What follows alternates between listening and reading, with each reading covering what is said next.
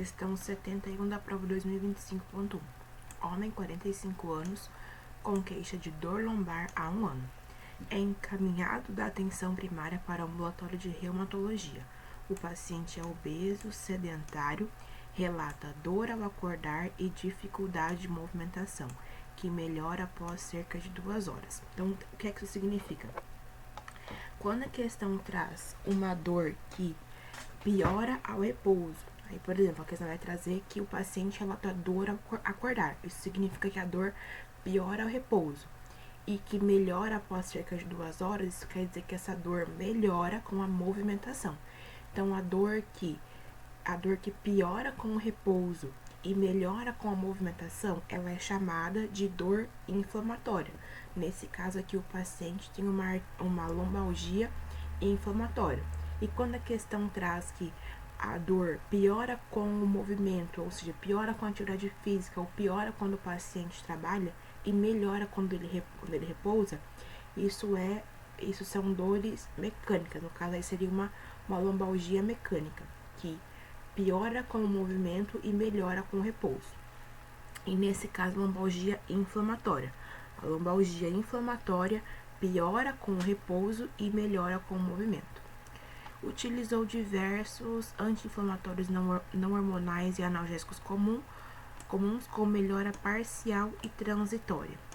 A radiografia da coluna lombar, realizada na UBS, revela a redução do espaço L4 e L5 com esclerose subcondral. O exame físico mostra uma redução na amplitude dos movimentos da coluna lombar, com um teste Schober de 1 centímetro. Não há sinais de artrite ou de entesite. Considerando o diagnóstico mais provável, quais são as condutas médicas específicas para esse caso? Então, vamos lá, como um paciente que está com uma lombalgia inflamatória, piora com o repouso e melhora com o movimento. Vamos para as alternativas. Solicitar HLA-B37 errado. Lembra que uma das principais lombalgias inflamatórias que aparece no Revalida é a espondilite anquilosante. Porém, quando nós chamamos espondilite anquilosante, nós vamos solicitar HLA-B27, não é HLA-B37. Então, esse 3 aqui, ele está errado, certo? Alternativa A, errada. Alternativa B. Solicitar provas de atividade inflamatórias e ressonância magnética de sacroiliacas. Essa é a alternativa correta. Eu vou precisar solicitar PCR e VHS, porque eu estou suspeitando que o paciente está com uma lombalgia inflamatória. As provas inflamatórias aqui são PCR e VHS. E eu também vou precisar solicitar um exame de imagem, que aqui o exame físico mostrou uma redução da amplitude dos movimentos, né? A radiografia da coluna lombar revelou redução do espaço L4 e L5. Só que, para fazer a avaliação de lombalgias, a radiografia, ela não tem uma sensibilidade tão boa. Então, eu preciso solicitar outro exame de imagem, que aí, nesse caso, seria ressonância magnética, certo? E as provas inflamatórias, porque é uma lombalgia inflamatória. A alternativa C, orientar sobre ergonomia e prescrever anti-inflamatórios não hormonais sob alta demanda. Aqui, essa seria a conduta numa lombalgia mecânica, certo? Só que aqui a questão já trouxe que ele já utilizou AINES e teve uma melhora parcial somente. Então, aqui essa seria a conduta de uma lombalgia mecânica, que piora com o movimento e melhora com o repouso. Aqui nesse caso, como é uma lombalgia inflamatória, eu preciso solicitar as provas inflamatórias e aí também um exame de imagem que vai me permitir verificar melhor isso que a radiografia trouxe, certo? Então, a alternativa C errada. A alternativa D, orientar redução de peso, certo, vai ter benefício, obviamente, a redução do peso. Realização de sessões de fisioterapia, certo. Prescrever analgésicos opioides, é aqui que está errado, gente. Nós vamos iniciar medicando o paciente, não será com analgésicos opioides, certo? Vocês sabem que quando nós damos uma medicação, nosso corpo vai criando resistência contra ela. E os analgésicos opioides, eles são muito fortes para ser administrado logo de entrada, logo de cara, seja lombalgia inflamatória ou lombalgia mecânica, certo? Então, essa questão aqui dos opioides, ela está errada. Essa alternativa está errada por conta dos opioides, certo? São medicamentos muito fortes. Não vamos usar um caso de lombalgia. Vocês estão conseguindo me ouvir bem? Alguém abre o microfone? Tá perfeito. Tá perfeito. Tá cortando? Tá, peraí.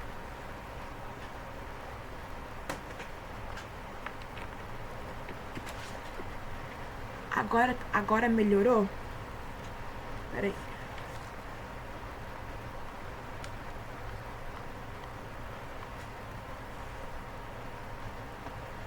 Agora melhorou, gente?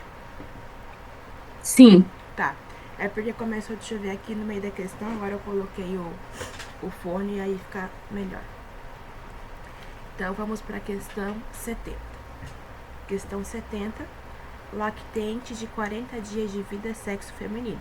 É levado por sua mãe, é levado à consulta por sua mãe. A criança tem história de icterícia e colúria progressivas desde a segunda semana de vida.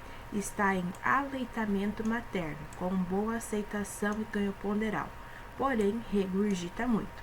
A mãe relata que as fezes do bebê estão muito claras, a colia. O exame físico revela paciente em bom estado geral, fígado de consistência firme, não doloroso, a 3 centímetros do rebordo costal. Então, está com uma hepatomegalia, o fígado está aí aumentado de tamanho. Baço a 1 centímetro do rebordo costal. Tendo em vista essa situação, assinale a alternativa que contém, respectivamente, a principal hipótese diagnóstica e a conduta adequada para o caso. Então, anotem. Quando a questão trouxer icterícia, colúria e acolia, isso é igual a atresia de vias biliares, certo? Icterícia, colúria e acolia é igual a atresia das vias biliares, e a conduta será cirurgia, certo? Por que o paciente tem icterícia, colúria e acolia? O fígado, ele é responsável por produzir a vesícula biliar, certo? E aí o fígado produz a vesícula, perdão, o fígado é responsável por produzir eu esqueci o nome, gente, do líquido que fica na vesícula biliar. Alguém me ajuda que eu esqueci o nome. Bile, isso, da bile. Billy, isso aí, Bile. Billy. Desculpa, gente. O fígado é responsável por produzir a bile, e a vesícula biliar vai armazenar essa bile. O que acontece na atresia de vias biliares? Na atresia de vias biliares está tendo uma obstrução dos ductos biliares. Então, essa bile que dá coloração às fezes, por isso que o paciente tem a colia, as fezes muito claras, porque devido a essa obstrução, esse defeito que há nos ductos biliares, a bile não vai conseguir chegar, por exemplo, no intestino, certo? Então, na atresia ali, eles estão obstruídos, eles estão fechados. Então, por isso que o paciente vai ter icterícia, vai ter um aumento aí da bilirrubina direta, colúria, e também o paciente vai ter a colia, porque essa bile não está chegando até as fezes, certo? Ela está aí obstruída. Então, como eu disse, icterícia, colúria e acolia é igual a atresia de vias biliares. E a resolução é através de icterícia obstrutiva prolongada por atresia biliar. Encaminhar a cirurgia a criança urgentemente para avaliação diagnóstica e tratamento. E o tratamento definitivo, ele será através de cirurgia, certo? Então, questão 72D. E sempre lembrar, icterícia, colúria e acolia é igual a atresia de vias biliares. Pode marcar sem medo. Questão 73. Menino de 10 meses é atendido em uma UBS, com história de febre alta iniciada há 4 dias, até 39 graus Celsius, com 3 picos por dia, inicialmente sem outros sintomas associados, evoluindo com exantema maculopapular, em região cervical e tronco. Não apresentou febre nas últimas 18 horas. Ou seja, esse menino de 10 meses teve febre há 4 dias. Inicialmente, ele teve somente a febre. Depois da febre, ele evoluiu para um exantema maculopapular, certo? Então, a respeito de possíveis diagnósticos diferenciais para o quadro apresentado, assinale a alternativa correta. Então, vamos lá. Letra A. O que esse paciente está tendo, gente? Qual é uma questão de doenças exantemáticas? Qual é a doença exantemática que inicialmente o paciente terá somente febre? Depois que a febre passa, ele evolui para um exantema maculopapular? Exantema súbito? Exantema súbito, exatamente. Então, vamos ver as alternativas. Alternativa A. O diagnóstico de síndrome mão-pé-boca é mais provável, ainda que não tenham sido observadas vesículas na pele errado, gente. Aqui não é síndrome mão-pé-boca. Para que fosse síndrome mão-pé-boca, nós teríamos que ter vesículas nas mãos, nos pés e na boca, certo? É um quadro muito característico. Então, aqui não é o quadro, não é clássico aqui. A descrição não é clássica de síndrome mão-pé-boca. Então, alternativa A, errada. B. A anamnese e o exame físico exigem descartar laboratorialmente o diagnóstico diferencial de sarampo, pois se trata de um menor de 1 ano. Errado. Se fosse sarampo, qual seria o quadro clássico? O paciente teria febre, porém, além disso, tosse, coriza, conjuntivite, certo? A mancha de Koplik. Então, o quadro seria diferente. Alternativa B, errada. Alternativa C. A anamnese e o exame físico são suficientes para o diagnóstico de exantema súbito, certo? Não havendo indicação de exames complementares. Essa é a alternativa correta. Então, exantema súbito, inicialmente o paciente tem somente febre e depois ele vai evoluir para exantema maculopapular, certo? Na região cervical, no tronco. E o diagnóstico é clínico, não precisa de nenhum exame complementar. A alternativa C, certo. Alternativa D. A presença de febre alta torna um quadro bacteriano mais provável, o que, associado à presença do exantema, sugere o diagnóstico de escarlatina. Errado. Qual seria o quadro clássico se fosse escarlatina? O paciente poderia ter dor de garganta, amidalite, uma língua em framboesa e também aquela pele áspera, a pele de lixa, certo? Então, aqui a única alternativa correta é a letra C, que a questão se refere a exantema súbito, certo? Questão 74. Paciente de 35 anos procura atendimento em uma UBS, com ultrassonografia transvaginal que revela uma imagem cística anecoica em seu ovário direito, medindo aproximadamente 6 centímetros no seu maior diâmetro, com contornos regulares e paredes finas, sem septações, conteúdo sólido ou vascularização interna. A paciente está assintomática, possui ciclos menstruais regulares e fluxo normal. Nega doenças crônicas ou cirurgias prévias. Diante dessa situação, a conduta adequada é, então, vamos lá, uma paciente que está com um cisto de ovário, certo? Uma imagem cística anecoica no ovário direito. Quais são as características de malignidade do cisto de ovário? Um tumor sólido, regular. Também, quando a paciente tem ascite, 4 ou mais estruturas papilares. Os outros seria um tumor multilocular, ou quando o tumor ele tem uma vascularização interna, certo? Ou um tamanho maior ou igual a 8 centímetros. Depois vocês me lembrem que eu vou mandar certinho a lista das características de malignidade do cisto de ovário, certo? Aqui a paciente não tem nenhuma característica, o cisto não tem característica maligna. 6 centímetros, tamanho ok, maligno é maior ou igual a 8, contornos regulares e paredes finas, certo? Vocês sabem que quando um cisto, um cisto de qualquer parte do corpo, quando ele tem os contornos irregulares, uma forma estrelada, o que isso quer dizer? Os contornos eles são irregulares porque tendo vários, não é um contorno redondinho. Então, isso e paredes grossas, isso são características de malignidade. Sem septações, certo? Conteúdo sólido ou vascularização interna. Também não tem conteúdo sólido, certo?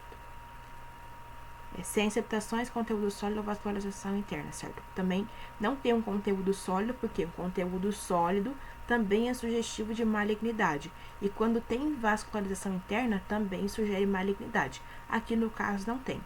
Paciente está assintomática, ciclos menstruais regulares e fluxo maligno. Perdão, gente, desculpa, que é muito cedo. Não tô raciocinando direito. Fluxo normal. Então, um cisto no ovário direito sem características malignas. O que é que nós vamos fazer? Nós vamos repetir a ultrassonografia transvaginal em até 12 semanas, certo? Essa é a conta correta. Nós não, como o cisto, ele não tem nenhuma característica de malignidade, daqui a 3 meses, daqui a 12 semanas, nós vamos fazer a reavaliação, certo? Para fazer a reavaliação para ver se essas características seguiram ou se evoluíram para características malignas.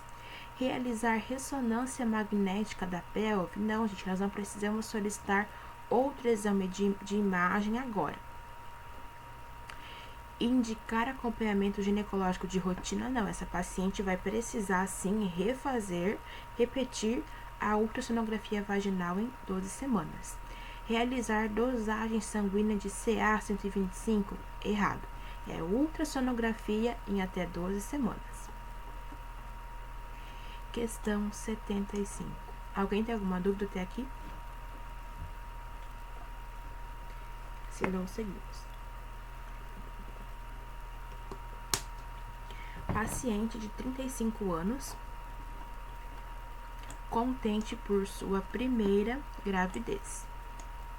Começa o pré-natal na UBS de seu bairro. Durante a consulta de enfermagem, é identificado no exame das mamas um nódulo na mama direita.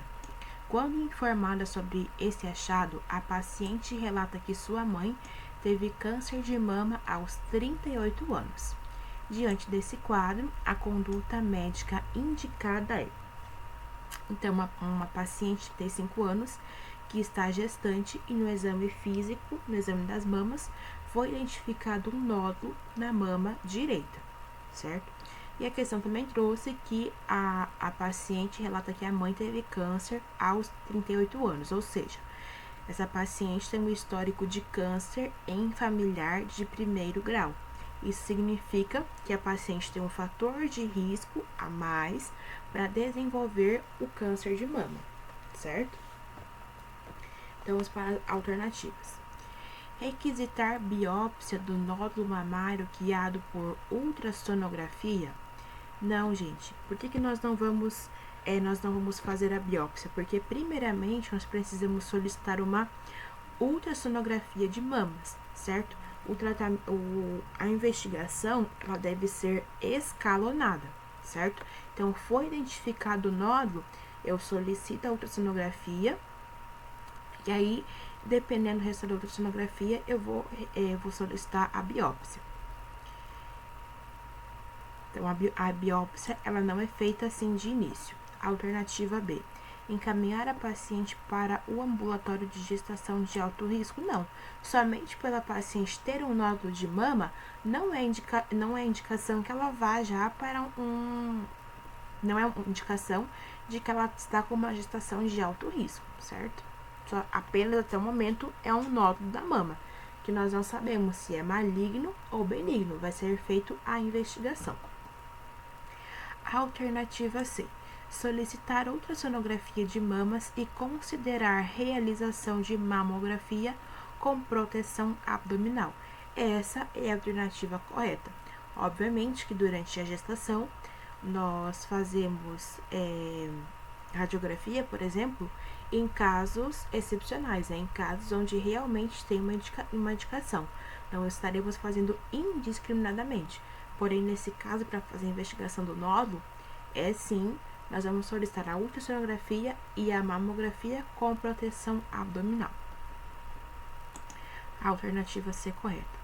Letra D. Aguardar o final da gestação para realizar investigação do nódulo a partir de ultrassonografia e de mamografia errado.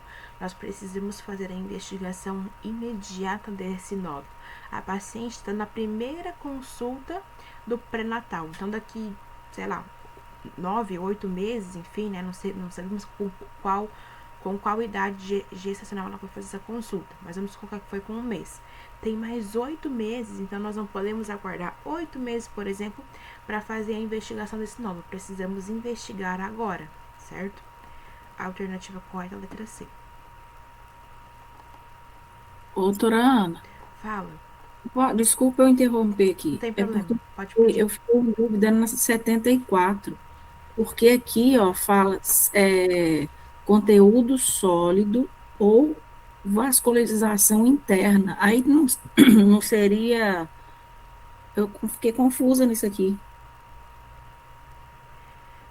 Sem septações, conteúdo sólido ou vascularização interna. Quer dizer que não tem, entendeu? Porque ele fala, com contornos regulares e paredes finas. Sem septações, conteúdo sólido ou vascularização interna. Então, quer dizer que esses não tem. Entendi. Entendeu? Eu estava pensando que tinha, tá não, certo. É sem. Porque ele Tá falou bom. com, né? Então, isso aqui tem. Sem, quer dizer que esse não tem. Entendi. Muito obrigada. Certo? De nada. Quem tiver dúvida pode perguntar, não tem problema não. Questão 76.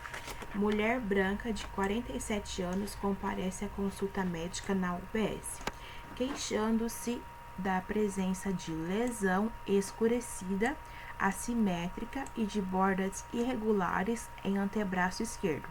Relata que nas últimas 4 semanas a lesão tem aumentado de tamanho e se tornado pruriginosa, com episódio de pequeno sangramento local. Então, eu trouxe aqui...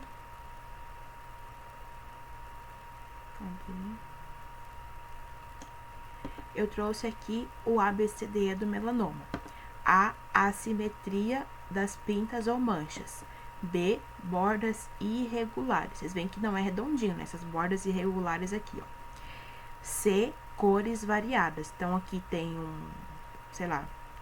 um marrom escuro, um marrom claro, aqui já tá mais claro, então tem cores variadas na mesma mancha. O D significa diâmetro maior que 5 centímetros. E E, evolução do tamanho, cor e sangramento. Então, no caso aqui, ela tem várias características malignas. O A, de assimetria, o B, de bordas irregulares, o C, de cores variadas, olha só. Aqui tá preto, aqui tá marrom, aqui já tá mais claro, então tem cores variadas. O D, aumento do tamanho, né, do diâmetro. E o E, de evolução, porque tem evoluído, então tem aumentado de tamanho, se tornou pruriginosa e teve episódios de sangramento local. Então, considerando a situação apresentada, a principal hipótese diagnóstica da paciente é a alternativa A, melanoma. Então, essa paciente está apresentando um quadro de melanoma, que eles ainda foram bonzinhos, né? e trouxeram a imagem pra gente, que fica mais fácil para poder visualizar. Aqui, essa questão, ela tem todo o ABCDE do melanoma, certo?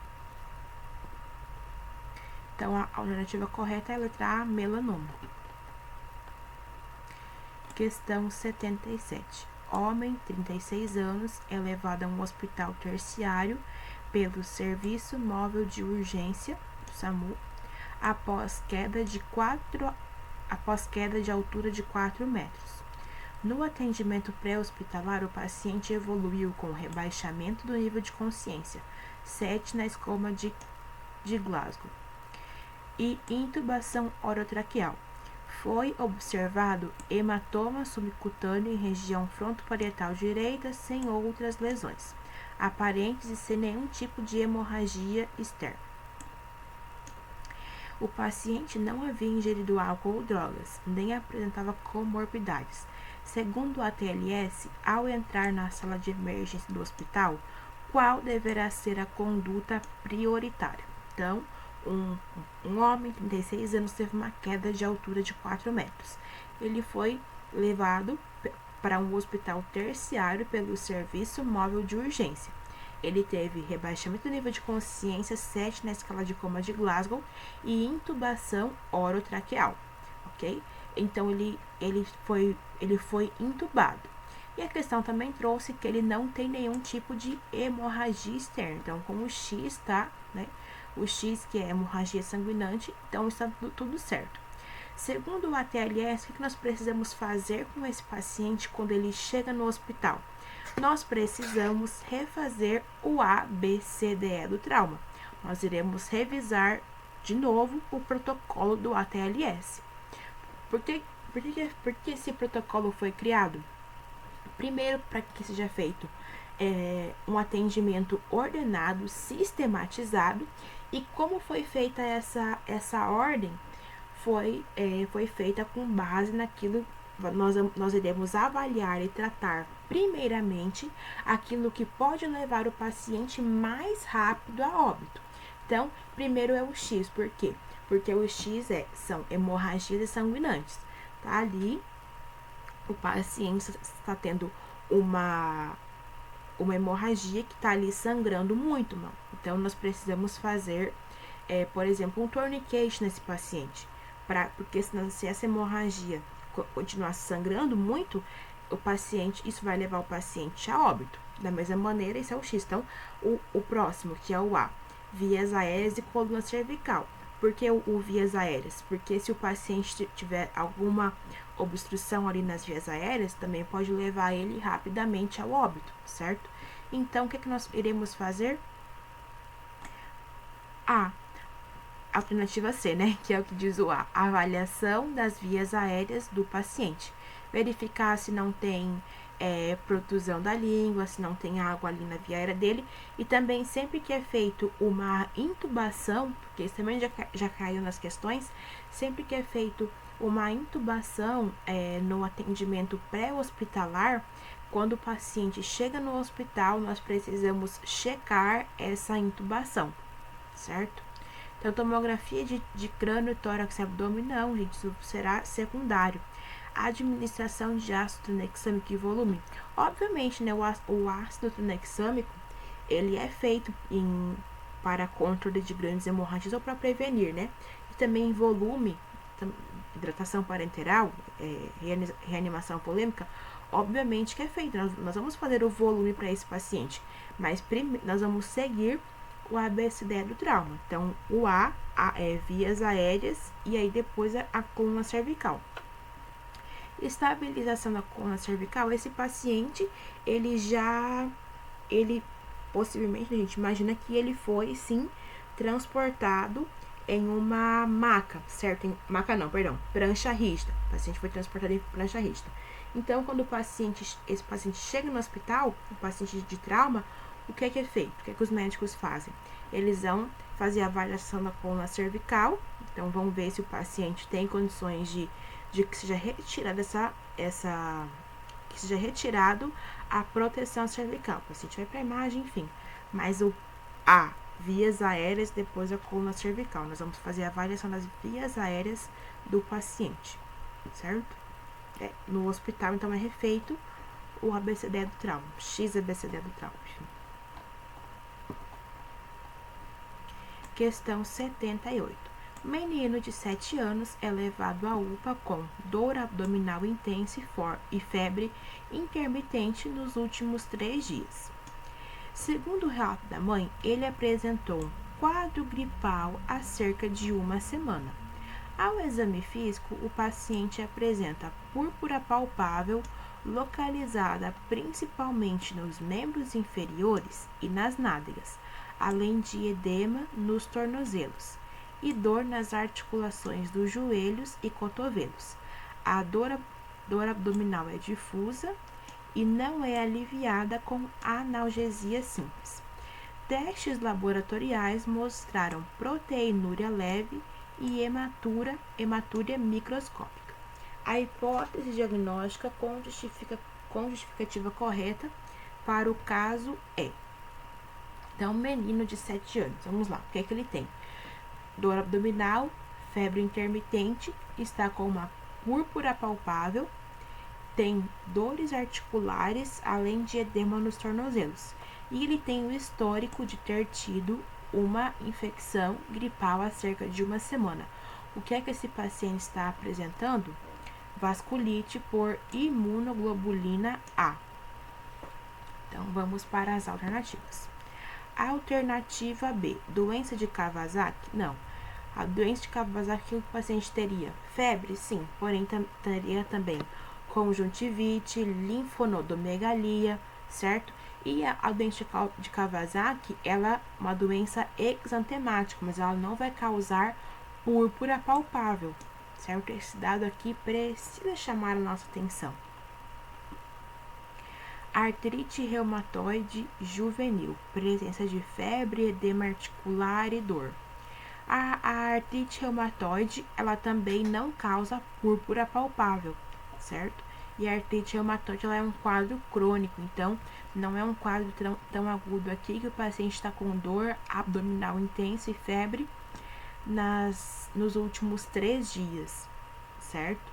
O paciente tem artralgia? Tem. Porém, a artrite reumatoide não causa púrpura palpável e é um quadro crônico, certo? Então, alternativa B errada. Alternativa C. Lúpus eritematoso sistêmico, artralgia, púrpura palpável e achados urinários, certo? A doença do lúpus eritematoso sistêmico também ela causa aí, pode estar causando uma artralgia, porém também não será um quadro de artralgia agudo. Lúpus vai causar um quadro de artralgia crônica, certo? E o paciente aqui também se a questão estivesse se tratando de lúpus, traria outras coisas, outros achados, como por exemplo, anemia. O paciente poderia ter alterações cutâneas, paciente com alopécia, certo? Então, alternativa D, vasculite por imunoglobulina A, púrpura palpável, dor abdominal e achados urinários. Essa é a alternativa correta. O paciente, então, com púrpura palpável, quais são as 2 enfermidades que a criança vai ter? Vasculite por imunoglobulina A ou púrpura trombocitopênica idiopática. Porém, a púrpura trombocitopênica idiopática, o paciente vai cursar com plaquetopenia. Na vasculite por imunoglobulina A, não causa plaquetopenia. E também na vasculite por imunoglobulina A, além da púrpura, o paciente vai ter artralgia, dor abdominal, vai ter alterações renais, como a hematúria, como a proteinúria, ok? Então, questão 78, alternativa correta D. Questão 79. Multípara de 43 anos, lactente no 2º mês de amamentação, afirmando área de hiperemia e dor no quadrante superior lateral de mama esquerda há 5 dias. relata que, inicialmente, a área afetada era mais próxima da auréola e que depois foi se estendendo para a região axilar homolateral. Verifica-se ponto de flutuação e adenopatia dolorosa na axila esquerda. Paciente febril no momento do atendimento. Então, uma mulher multípara de 43 anos, lactante no segundo mês de amamentação. Então, no exame que foi constatado que essa mulher que está amamentando, ela tem área de hiperemia, dor no quadrante superior da mama esquerda há 5 dias, a área afetada estava próxima à auréola e que depois está se estendendo para a região axilar homolateral. E foi verificado um ponto de flutuação. O que isso significa? Que essa mulher está apresentando um abscesso mamário. E no abscesso mamário, quando nós temos um ponto de flutuação, é preciso fazer a drenagem. Adenopatia dolorosa na axila esquerda, paciente febril no atendimento. Então, esse ponto de flutuação está indicando que a paciente está com abscesso mamário. E nós precisamos fazer a drenagem desse abscesso. Alternativa A. Drenagem cirúrgica sobre o ponto de flutuação, certo? A paciente tem abscesso mamário e tem o ponto de flutuação, nós precisamos drenar esse ponto de flutuação. Com prosseguimento de amamentação em ambas as mamas, correto. Por quê? Por que a paciente não pode deixar de amamentar? Porque se ela parar de amamentar, vai aumentar o risco dela ter novos abscessos. Porque o leite vai ficar ali acumulado, certo? Então, a paciente que tem ou mastite, ou nesse caso um abscesso mamário, ela deve seguir com a amamentação, ok?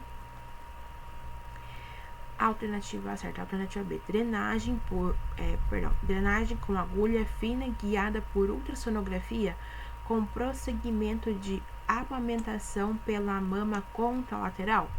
Primeiro que a drenagem guiada por ultrassonografia, ela é mais usada se tem um abscesso, digamos, muito pequeno, muito localizado, mas nesse caso não, a olho nu ali foi visto, tem um ponto de flutuação, então é muito fácil fazer a drenagem. Nós não precisamos ser guiados por um exame de ultrassonografia.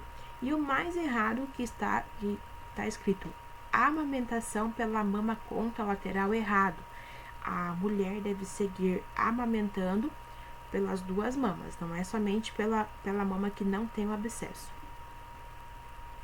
Alternativa C, antibiótico terapia por 7 dias com lactação mantida, desde que o leite produzido pela mama afetada seja fervido antes de oferecê-lo, errado e incompleto, né? Cadê a drenagem? Se tem ponto de flutuação nos abscessos mamários, nós precisamos drenar. Manter a lactação, certo? Porém, desde que seja fervido antes de oferecê-lo, errado. Qual é a maneira que eu falei antes de ontem que nós vamos aquecer o leite? É através do banho-maria. O leite você não vai fervê-lo, certo? Não vai ferver o leite materno para oferecer para a criança. E aqui também está faltando a drenagem, né? Alternativa D. Mamografia para descartar carcinoma inflamatório de mama, seguida de punção esvaziadora e de suspensão da amamentação até o resultado anatomopatológico? Não. Mamografia para descartar carcinoma? Não, gente, aqui a suspeita não é de um nódulo mamário, no caso um nódulo de um câncer. Aqui a paciente está com abscesso mamário. E suspender a amamentação até o resultado patológico, totalmente errado. Então, a alternativa correta é a letra A.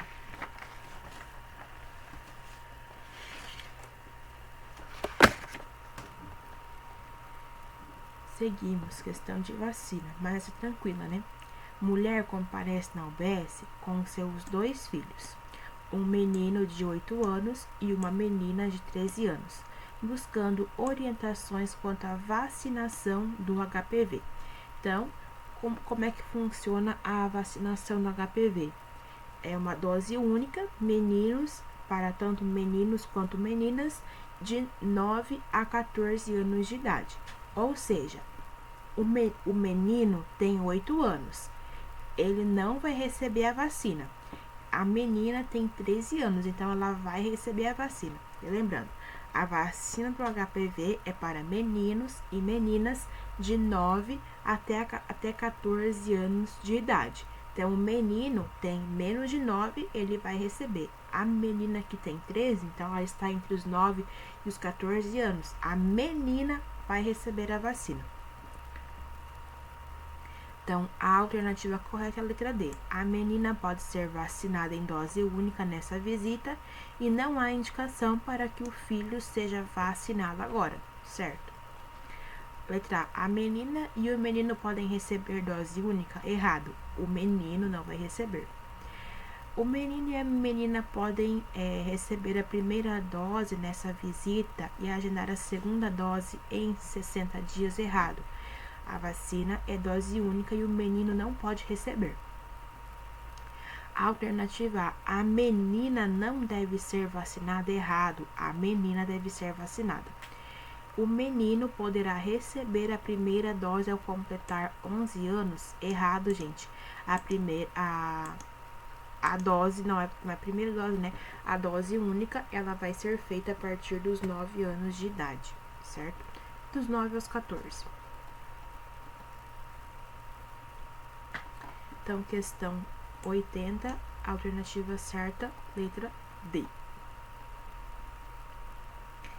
Questão 81. Homem, 42 anos, é internado para investigação de episódios recorrentes de dor epigástrica de forte intensidade, com irradiação para o dorso, com diversas avaliações em serviços de pronto atendimento, sem diagnóstico conclusivo. A ultrassonografia abdominal sem sinais de litíase ou de dilatação de vias biliares. Relata uso diário de bebida alcoólica desde os 16 anos. Considerando o caso apresentado, assinale a alternativa que indica, respectivamente, o exame complementar e a conduta terapêutica adequados. Então, o homem, 42 anos, foi internado para investigar episódios recorrentes de dor epigástrica de forte intensidade, que irradia para o dorso. O que é essa dor epigástrica que irradia para o dorso? O paciente está com uma pancreatite, certo? Então, a pancreatite, a questão pode trazer uma dor epigástrica que irradia para o dorso ou uma dor na parte superior do abdômen, certo? Isso se trata de uma pancreatite ou uma dor em barra também, né? Que vai pegar aqui toda a parte de cima do abdômen. É uma dor de forte intensidade com diversas avaliações em serviço de pronto atendimento. Então, o paciente está com uma pancreatite. Nesse caso, seria uma pancreatite crônica, certo? E o paciente tem um fator de risco para ter essa pancreatite crônica. Por quê? Ele tem uso diário de bebida alcoólica desde os 16 anos, certo? Então, aqui, uma das causas de pancreatite uma das principais, se não a principal, são pedras na vesícula, certo? São pedras que migram e chegam até o pâncreas. Nesse caso aqui, a ultrassonografia já trouxe que o paciente a ultrassonografia de abdômen demonstrou que o paciente sem sinais de litíase ou de dilatação das vias biliares. Então, aqui o causador foi o uso diário de bebida alcoólica desde os 16 anos. São muitos anos consumindo diariamente bebida alcoólica.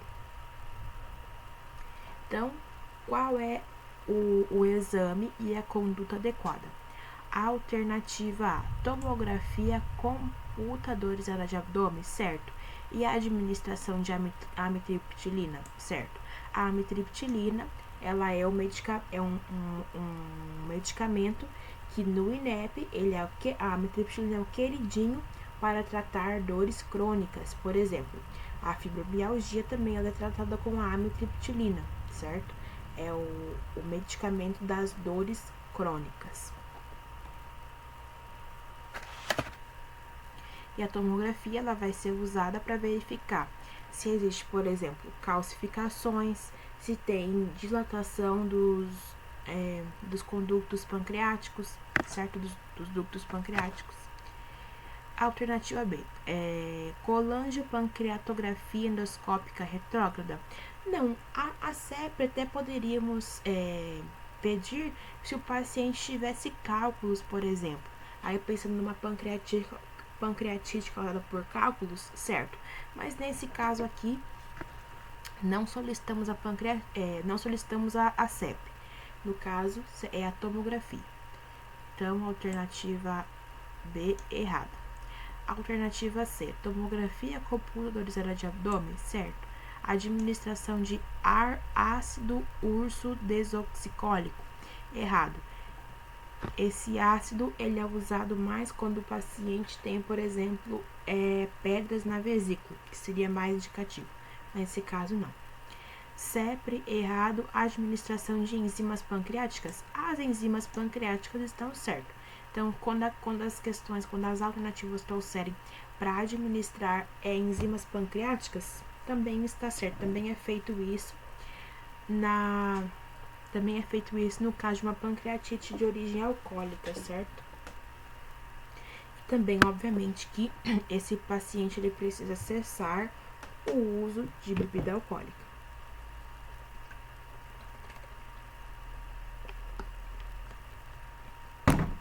Questão 82. Homem, 20 anos, pedreiro, é atendido em um pronto-socorro após cair de um andaime a uma altura de aproximadamente 2 metros, com impacto direto na região urogenital. Refere impossibilidade de micção espontânea. O exame físico revela equimose em área de borboleta no períneo, uretrorragia e globo vesical palpável abaixo da cicatriz umbilical. Então, um paciente que teve um traumatismo, caiu, foi atendido no pronto-socorro porque ele caiu de um andaime de uma altura de 2 metros e teve um impacto direto na região urogenital. Ele não consegue urinar espontaneamente, não tem a micção espontânea, e o exame físico demonstrou equimose em asa de borboleta no períneo, uretrorragia. O que é que isso significa? Que o paciente está com um traumatismo urogenital e um globo vesical palpável, ou seja, a bexiga ali está cheia de urina. O que é que nós vamos fazer? Realização de cistostomia por punção. Passagem de sonda vesical, não, o paciente ele está com trauma urogenital. No caso de um trauma urogenital, nós não podemos fazer a passagem de sonda vesical, ok? Porque nós não sabemos a profundidade, nós podemos então estar piorando esse trauma urogenital. Então, não se passa a sonda vesical, é feito cistostomia por punção. Estímulo diurético endovenoso, não, esse paciente já está com um globo vesical. Eu preciso resolver esse globo vesical que o paciente está apresentando. Incremento da hidratação venosa também não vai resolver o globo vesical, certo? Então, para esse caso, o paciente está com um trauma urogenital, nós não passamos sonda vesical, de demora, de alívio, enfim, não é passado sonda vesical, é feito a cistostomia por punção. 82, letra B.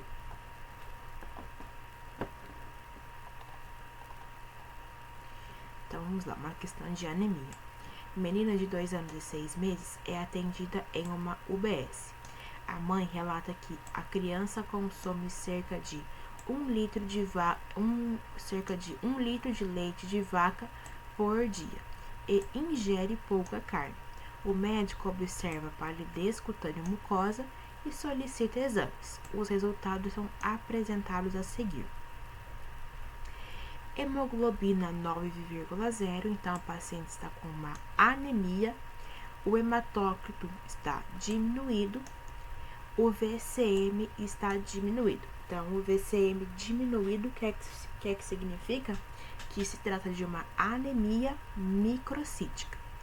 Então, VCM diminuído é microcitose. Se o VCM está normal, normocitose. E se o VCM está aumentado, macrocitose. Então, aqui uma anemia microcítica, o VCM está diminuído. E a ferritina também está diminuída e a anisocitose positiva. Não, faz depois. Então, vamos lá.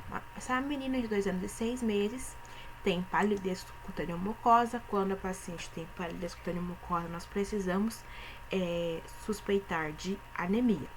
A questão trouxe que consome 1 litro de leite de vaca por dia.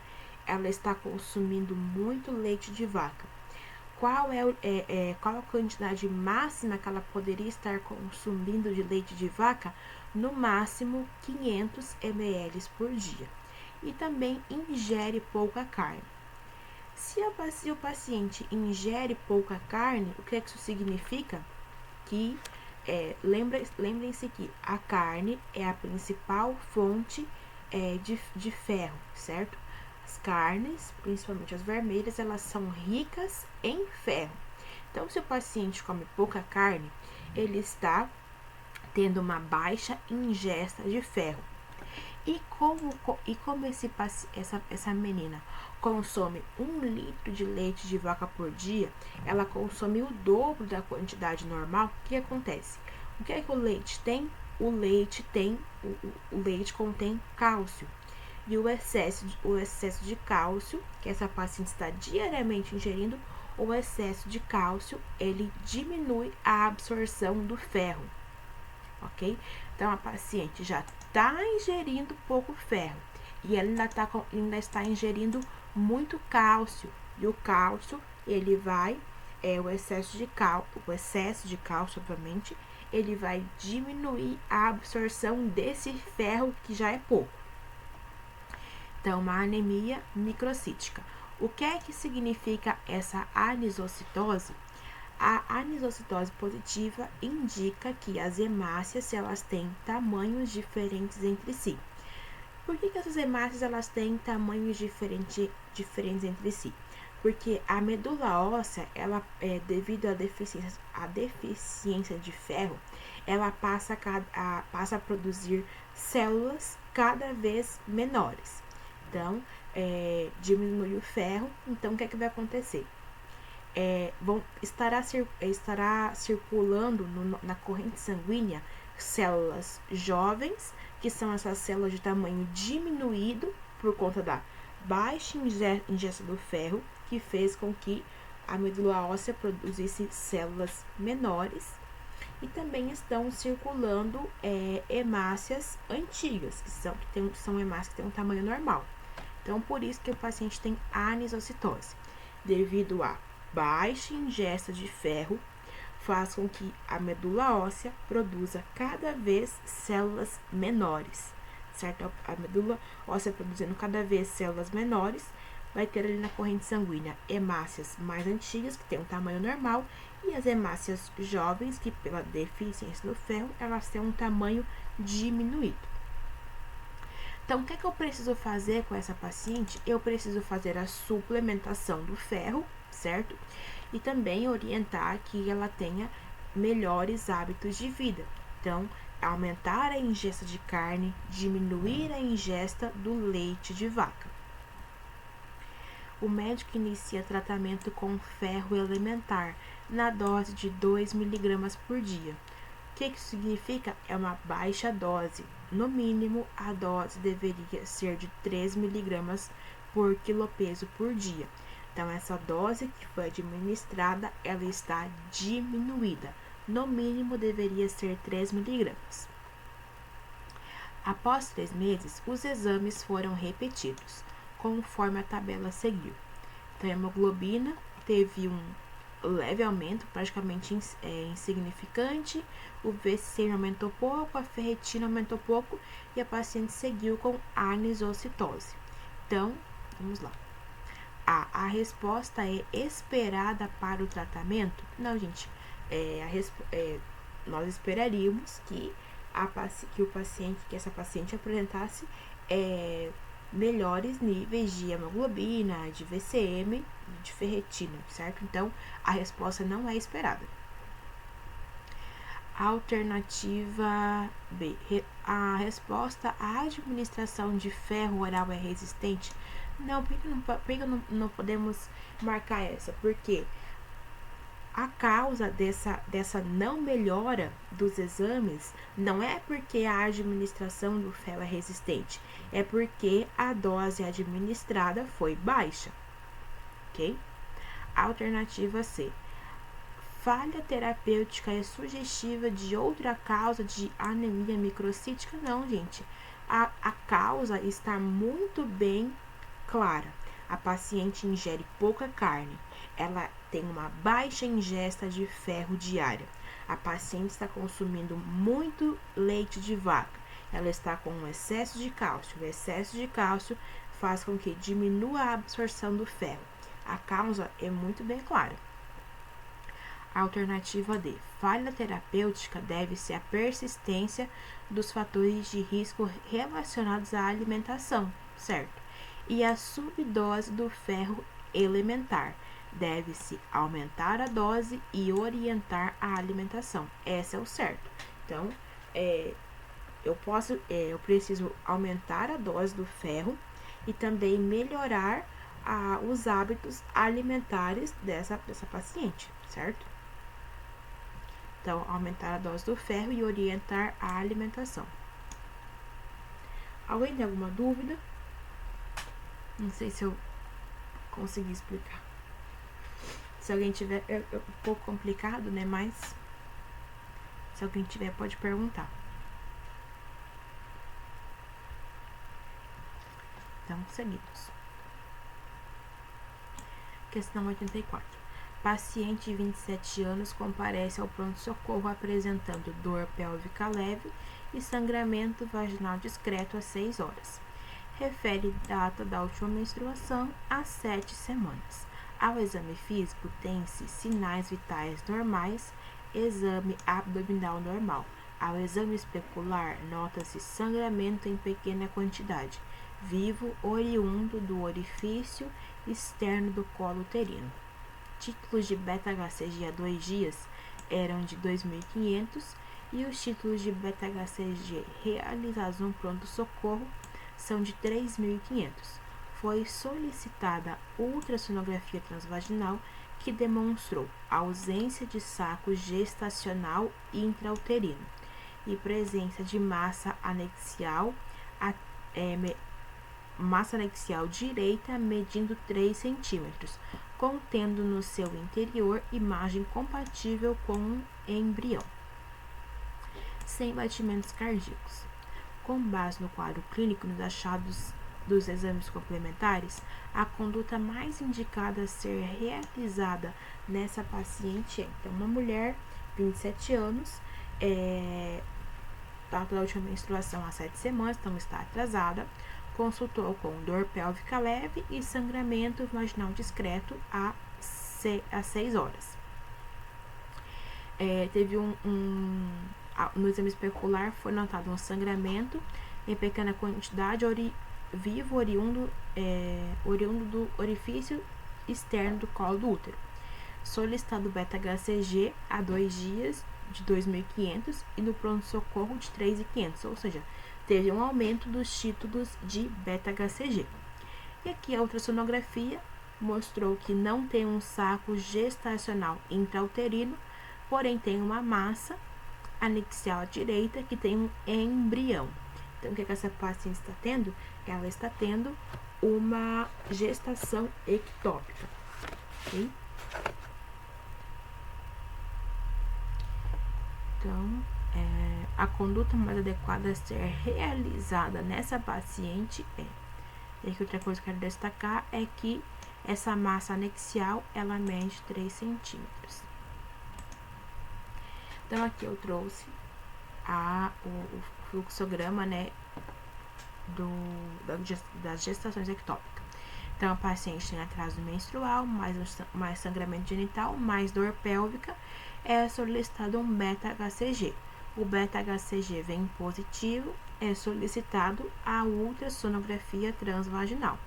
Então, aqui no caso, se tem um saco gestacional tópico, ou seja, um saco gestacional no útero, então significa que é uma gestação tópica e está tudo certo. Porém, se é constatado uma gravidez tubária, aí o que nós vamos fazer? Nós vamos analisar primeiro o tamanho da massa. Se for uma massa menor ou igual a 5, nós vamos fazer 2 dosagens de beta-HCG, que é o que foi feito. Então, a ultrassonografia demonstrou uma gestação ectópica, a ausência de gestação tópica, então, uma gestação ectópica, foi feita a ultrassonografia, que demonstrou uma massa de 3 centímetros, certo? E o beta-HCG, ele teve um aumento, ok? Teve um aumento, então, o que é que nós... Então, teve aqui, ó, se tiver uma diminuição é para cá, e aqui teve um aumento de beta-HCG. Se o beta-HCG aumenta, nós precisamos verificar o tamanho da massa. No caso, ele era uma massa de 3 centímetros, então, uma massa menor ou igual a 3,5 centímetros, e o beta-HCG menor a 5.000, e o embrião sem batimentos, nós fazemos o metotrexato, dose única intramuscular, ok? Então, alternativa A, laparoscopia imediata não. Quando que é feita a laparoscopia? Se a paciente, ela tem instabilidade hemodinâmica, ok? Ou uma gestação ectópica rota. Letra B, tratamento com metotrexato intramuscular, certo? Considerando os níveis de beta-HCG e o tamanho da massa anexial, certo? Então, os níveis de beta-HCG aumentaram e a massa anexial, ela tem o tamanho de 3 centímetros. Letra B, laparotomia imediata. Não é feita a laparotomia agora. Nós não precisamos enviar essa paciente para cirurgia. O que vai ser feito é o metotrexato intramuscular. D, monitoramento com ultrassonografia transvaginal e beta-HCG em 48 horas, considerando os níveis de ascensão do beta-HCG. Não, gente. Se os níveis de beta-HCG, eles aumentam, eu preciso ver o tamanho da massa e para definir qual vai ser a conduta. Eu não vou monitorizar por ultrassonografia transvaginal. A ultrassonografia já demonstrou que o paciente tem gestação ectópica. Então, a partir daí, eu vou ter uma conduta. Não vou solicitar de novo em 48 horas a ultrassonografia. Então, a alternativa correta, letra B. Doutora, Fala. tá aparecendo a prova pra gente, tá aparecendo o seu mapa mental.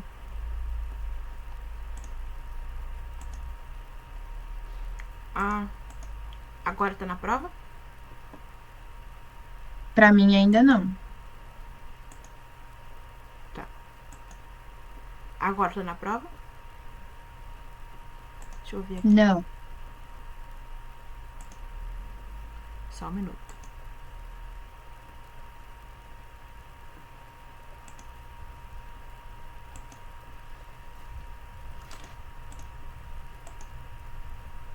Agora?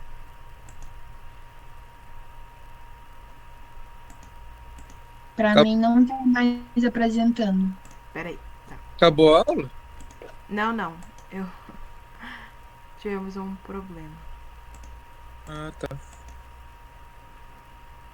E agora? Não ainda? Agora sim. Agora sim. Sim. Tá. Só deixa eu abrir novamente aqui as imagens da prova. Obrigada por avisar, tá? Só um minuto, gente.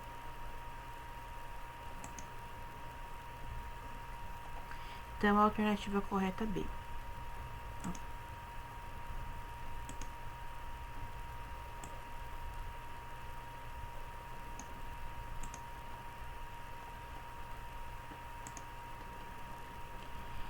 Questão 85. Uma mulher de 55 anos indo visitar seu pai de 82 anos com doença de Alzheimer em uma instituição de longa permanência para idosos, suspeita de maus tratos, uma vez que o encontrou restrito ao leito, com fraldas sujas e faces de dor. Ela já havia presenciado outros idosos passarem por situações semelhantes a essa na mesma instituição. Ao ser questionada, a equipe responsável responde que a restrição de mobilidade no leito foi efetuada porque o paciente encontrava-se agitado pela manhã. Quanto à higiene do idoso, a equipe alega falta de profissionais para realizar as trocas de fralda. Tendo em vista o que dispõe o Estatuto do Idoso, de que maneira a situação descrita pode ser qualificada? Então, uma situação clara, né, de violência institucional, né? O paciente está ali restrito ao leito, por mais que é um paciente agitado. Primeiramente, nós podemos, de repente, fazer uma contenção mecânica? Podemos. Só que nós não podemos manter o paciente sempre restrito ao leito. Essa contenção mecânica, ele restrito ao leito, será por um momento, mas não sempre manter o paciente restrito ao leito. Isso está errado. E as fraldas sujas é errado, gente. Esse paciente, ele precisa, a partir do momento que você tem essa instituição, você precisa oferecer um bom cuidado para o idoso. Porque se a instituição mantém o paciente com as fraldas sujas, o que isso significa? Eles estão sendo negligentes com esse paciente. Então, vamos lá. A decisão dos familiares de manter o paciente em uma instituição de longa permanência para idosos configura ato de violência contra o idoso? Não. Aqui está falando em uma instituição de longa permanência. Isso quer dizer que não é especificamente nessa, é em qualquer. A decisão dos familiares de manter o paciente em uma instituição de longa permanência configura ato de violência contra o idoso? Não. Os filhos optarem por colocar os pais em uma instituição de longa permanência não é um quadro de violência. Ali, muitas das vezes, os filhos não têm condição de estar 24 horas com os pais e optam por colocá-los em uma instituição. E isso não existe nada de errado. Não é um crime você fazer isso. B. A situação descrita é justificável do ponto de vista institucional por se tratar de um paciente agitado e com demência? Como eu disse, uma coisa é por um pequeno momento você estar ali deixando o paciente no leito. Agora, a filha chega e ali o paciente, e ainda mais porque a questão diz que ela já viu isso outras vezes. Então, você fazer essa restrição ao leito, ela não é justificável, ela é errada, certo? O paciente agitado, muitas das vezes o paciente ele vai estar agitado, né? Só que você mantê-lo sempre restrito ao leito, isso está errado. O paciente precisa ter, sim, uma mobilidade vigiada que seja. C. A presença de negligência caracterizada pela omissão na prestação de cuidados configura-se como uma forma de violência institucional. Essa é a alternativa correta. O paciente está sendo negligenciado porque ele está sendo... a filha encontrou ele com as fraldas sujas. Então, isso é um tipo de violência institucional, certo? Que eles estão fazendo a omissão da prestação de cuidados desse paciente. C, certo. D. A situação caracteriza violência patrimonial, pois os recursos financeiros do idoso não estão sendo empregados para garantir os cuidados que necessita. Errado, aqui não é um caso de violência patrimonial. O que é a violência patrimonial? A violência patrimonial é quando alguém se apropria e usa os recursos do idoso. Então, usa os benefícios, pega a aposentadoria. Aqui não é violência patrimonial. Aqui, no caso, nessa instituição de longa permanência que ele está, está tendo negligência quanto aos cuidados dele. Ok? Então, a alternativa correta é C. A alternativa certa é C. 86. Homem de 68 anos em quimioterapia paliativa para câncer gástrico avançado é internado devido à queda do estado geral e dispneia. Ao ser atendido, apresenta saturação de 86%, sendo prescrita oxigenoterapia. A tomografia de tórax evidencia padrão sugestivo de extensa linfangite carcinomatosa bilateral e pequeno derrame pleural à esquerda. Apesar do registro em prontuário da diretiva antecipada de vontade, de que não quer ser submetido a procedimentos invasivos. Um de seus filhos insiste que o paciente seja submetido à ventilação mecânica invasiva. Nesse caso, a conduta adequada diante da piora respiratória do paciente é: então, um homem, 68 anos, estava fazendo quimioterapia paliativa para câncer gástrico. Teve aí uma queda do estado geral, saturação de 86 e foi prescrito oxigenoterapia. Então, ele está apresentando aí linfangite carcinomatosa bilateral e um derrame pleural à esquerda. E ele tem registrado no prontuário uma diretiva antecipada de vontade, que ele não quer ser submetido a procedimentos invasivos.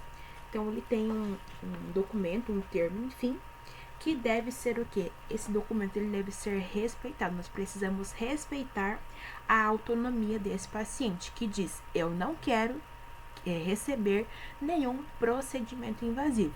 Porém, o filho, ele quer que o pai receba a ventilação mecânica invasiva. O que é que nós vamos fazer? Nós vamos respeitar a vontade do paciente. Então, nós vamos respeitar essa diretiva antecipada de vontade.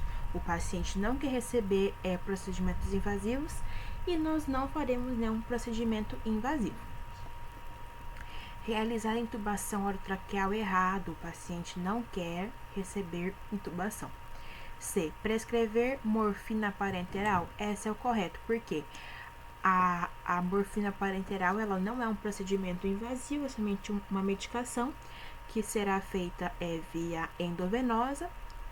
A morfina ela vai diminuir a dispneia, porque de duas maneiras. Primeiro, ela vai diminuir a frequência respiratória, então o paciente vai ter uma respiração mais lenta e mais eficiente. E também a morfina é interessante porque ela diminui a percepção do cérebro de falta de ar. Então, o cérebro percebe menos a falta de ar e isso, enfim, esse conjunto de coisas ajuda na dispneia. Realizar toracocentese terapêutica à esquerda, não. Instituir ventilação não invasiva seguida de intubação orotraqueal. Não, gente, o paciente ele não quer nenhum procedimento invasivo. Então, não vamos fazer intubação nem toracocentese. Somente uma medicação endovenosa que vai melhorar a falta de ar, vai melhorar essa dispneia do paciente. B. 87. Menino de 6 anos é levado ao pronto-socorro pediátrico por sua mãe, que relata que a criança introduziu um objeto metálico pequeno no nariz enquanto brincava. O paciente apresenta obstrução nasal à direita, sem outros sintomas significativos.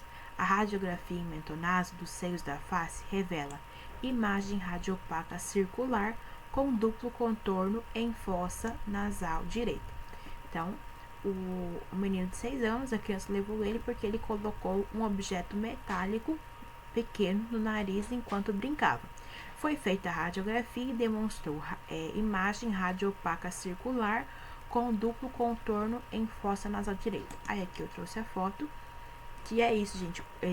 Essa imagem ela é característica desse tipo de pilha aqui, ó. Essa pilha redondinha, que é bem comum os brinquedos, as crianças terem essas pilhas, né? Então, enfim, o paciente, esse menino, colocou uma pilha dessas no nariz. Lembrando, gente, que essa pilha, ela pode estourar. Isso é tóxico. Então, nós precisamos retirar urgentemente essa pilha. Nesse caso, qual a conduta médica adequada? Alta médica, errado, encaminhamento para consulta não, gente, o paciente, ele foi levado no pronto-socorro e ele precisa ser transferido porque a resolução precisa ser imediata. B. Transferência para centro de referência? Sim. Para nasofibroscopia imediata? Esse é o correto, tá? O paciente precisa ter uma resolução imediata do quadro, precisa retirar essa pilha. Antes que ela vá parar em algum local mais profundo, né? Porque pode aí percorrer as vias aéreas e pode se tornar um caso mais grave. C. Internação no pronto-socorro para lavagem e aspiração nasal errado.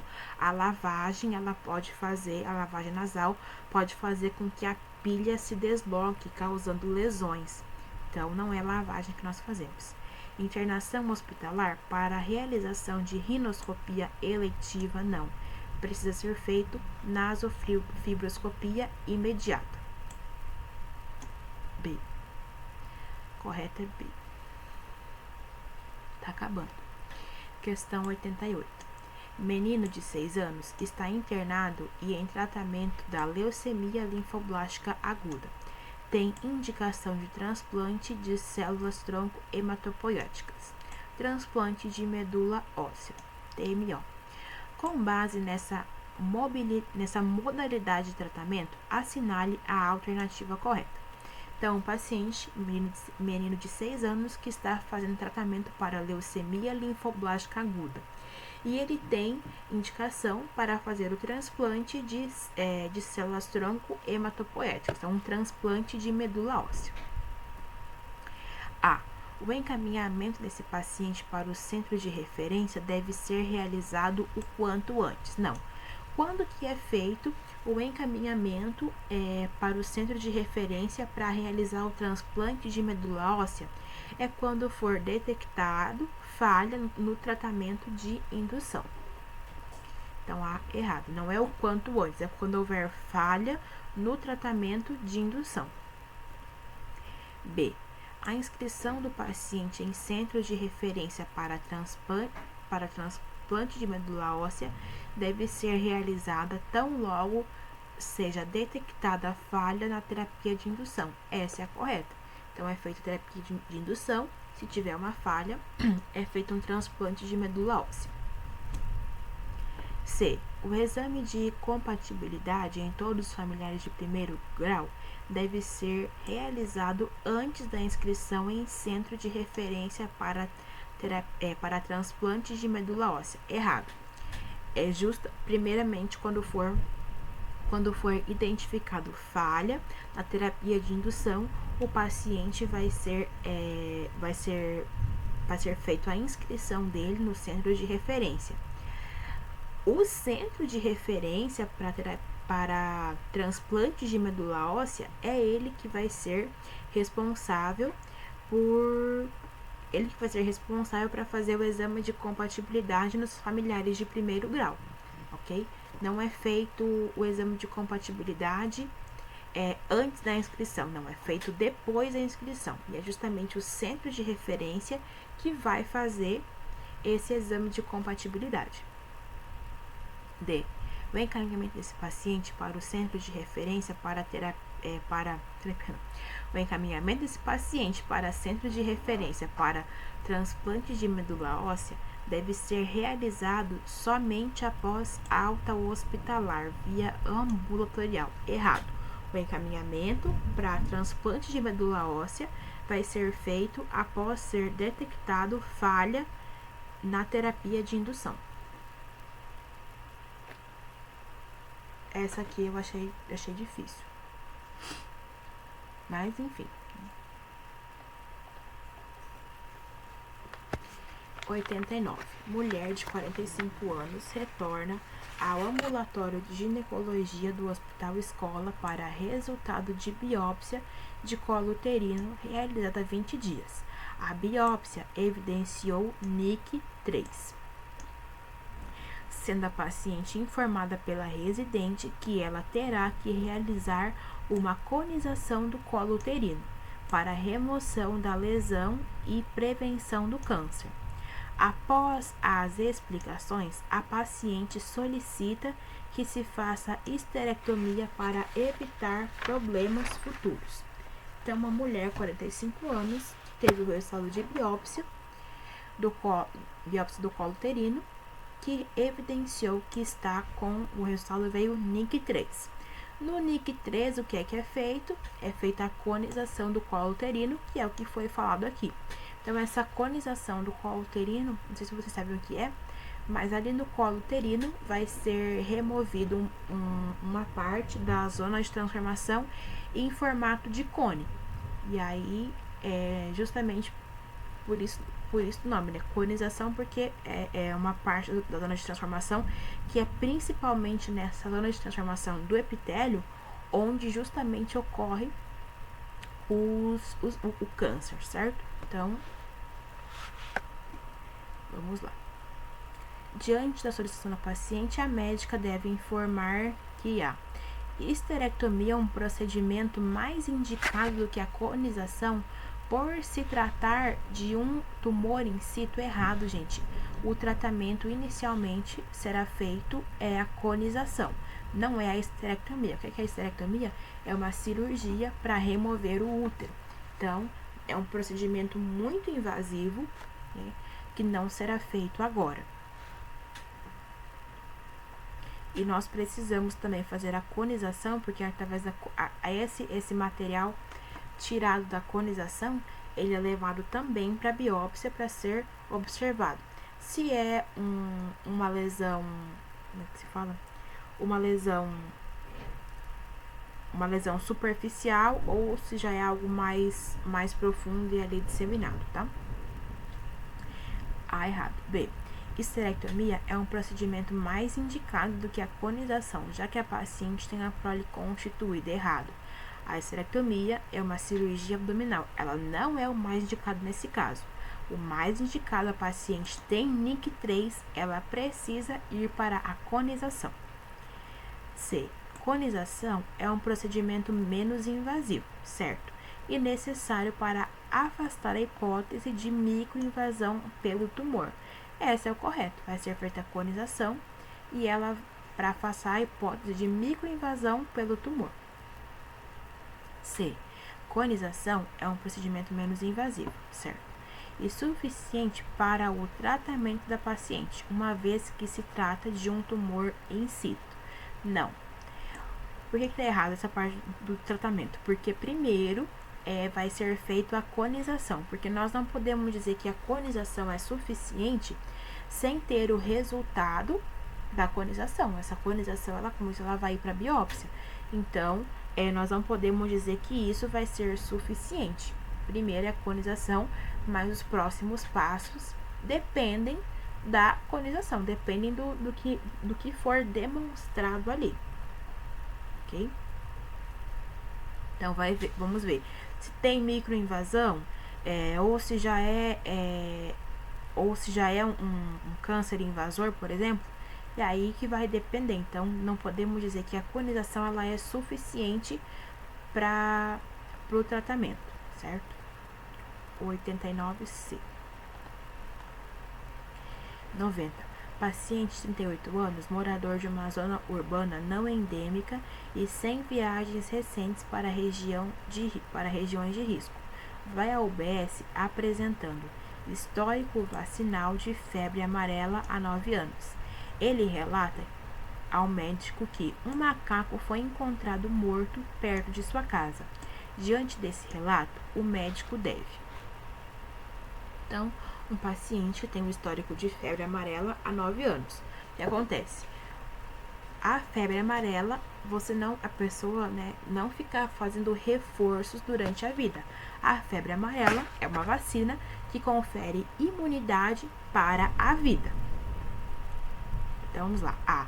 Salientar a ausência de risco de febre amarela, uma vez que o Brasil não é um país endêmico. Errado. O Brasil é um país endêmico, sim, de febre amarela. B. Informar que é desnecessário realizar o reforço contra a febre amarela nesse caso, certo? A febre amarela, ela confere imunidade para a vida. E outra coisa, os macacos, eles não transmitem febre amarela para os seres humanos. Se tem um macaco que tem febre amarela, o que é que isso significa? Que está tendo circulação desse vírus naquela região. Ok? Solicitar e aguardar o resultado do anatomo patológico a fim de confirmar a febre amarela é errado. Por quê?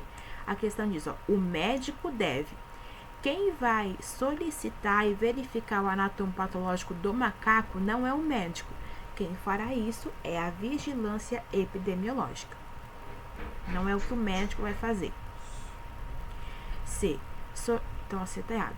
D. Indicar o reforço da vacina contra a febre amarela independente da administração da última dose. Errado, gente. Como eu disse, febre amarela, a imunidade é para a vida. Então, nós não precisamos fazer um reforço. Então, é B. 90B. 91. Mulher de 70 anos sem comorbidades é internada devido ao quadro de dor, distensão abdominal e vômitos frequentes iniciados há 2 dias. Foi diagnosticada com uma hérnia umbilical encarcerada e submetida a correção cirúrgica e enterectomia segmentar da porção necrosada. No primeiro dia de pós-operatório, observou-se drenagem de cerca de 2 litros de líquido pela sonda nasogástrica. No segundo dia, o abdômen da paciente permaneceu distendido, ruídos hidroaéreos e hipoativos. Notou-se que ela está sem evacuar e com pouca eliminação de flatos. Então, um abdômen distendido, ruídos hidroaéreos hipoativos, ruídos hidroaéreos diminuídos. A paciente que está sem evacuar e sem eliminar flatos, o que essa paciente está tendo? Um abdômen agudo obstrutivo, certo?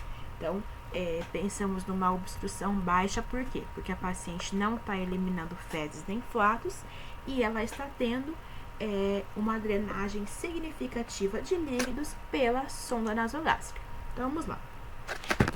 Quando a paciente tem aqui a questão trouxe drenagem de 2 litros de líquido pela sonda nasogástrica, certo? Esses líquidos, quando o nosso corpo ele tem uma grande quantidade de perda de líquidos, como nesse caso foi 2 litros de líquido na sonda nasogástrica, o nosso corpo ele vai perceber que está tendo essa perda de líquido.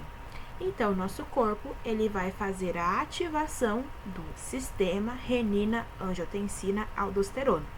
O que é que o sistema renina-angiotensina-aldosterona vai fazer? Para diminuir essa perda de líquidos, a reação dele vai ser reter sódio e água e eliminar potássio. Então, o que a paciente vai ter? Hipocalemia. Então, foi drenado 2 litros de líquido pela sonda nasogástrica. O nosso corpo percebe essa perda de líquido que nós estamos tendo. Então, o nosso corpo ele vai reagir. De qual maneira? Ativando o sistema renina-angiotensina-aldosterona. O que o sistema renina-angiotensina-aldosterona faz? Ele vai reter sódio e água e vai eliminar potássio. Então, o paciente ele pode cursar com uma hipocalemia. Então, sempre pensar assim, o paciente está tendo muito vômito, porque você também pode ter vômito. O paciente está tendo muito vômito, uma alteração metabólica que cursa, geralmente, é a diminuição do potássio, uma hipocalemia.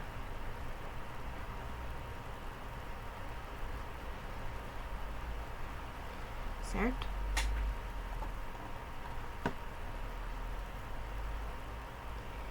(92) Paciente, 67 anos, procurou uma unidade de saúde, relatando dificuldade para urinar, jato urinário fraco e noctúrio.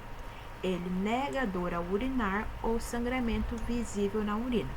Ao exame físico, o toque retal revelou próstata aumentada de consistência firme, sem nódulos palpáveis. Para a avaliação complementar, o médico solicitou exames laboratoriais, incluindo dosagem do antígeno prostático específico total, que é o PSA. de 3,1, creatinina sérica 1,1, além de ultrassonografia do trato urinário, que mostrou próstata aumentada de tamanho com volume de 40 gramas, sem nódulos. Paciente já em tratamento com finasterida e doxazosina, porém sem melhora dos sintomas. Com base nesse caso, qual é a conduta mais apropriada? Então, o que o paciente está tendo?